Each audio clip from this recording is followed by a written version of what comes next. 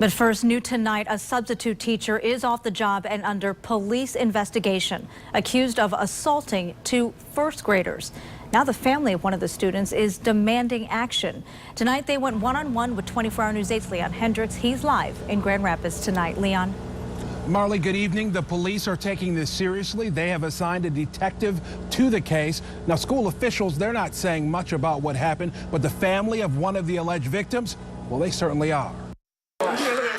When I asked him what happened, he told me that the teacher twisted his arm and banged his head up against the table. It was a day at school tale that took the family of this young boy by surprise. I can't believe this happened to my grandson, you know?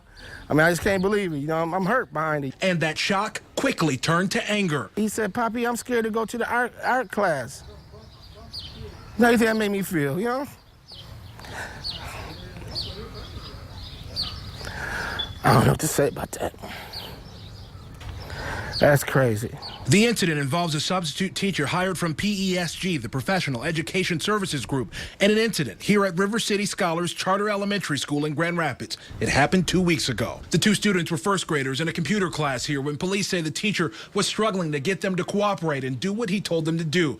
That's when the students claim he took the matter into his own hands, literally pushing them to sit down. He then asked them to put their heads down, and when they didn't comply, the students say he forced their heads down. And I asked him a million times, and he keeps telling me the same horror story over and over again. The police were there working the case when we stopped to talk to one of the families, a family that just wants answers and to make sure that this doesn't happen again. This guy shouldn't be back at that school, and he shouldn't be back at any school.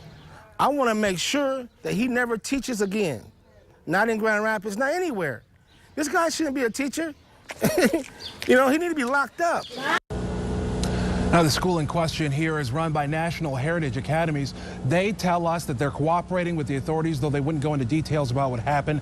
They say that they have instructed the school provider of the substitute teacher to not send this particular sub back to their district again. Now, PESG, who provided that substitute teacher, they won't say anything at all.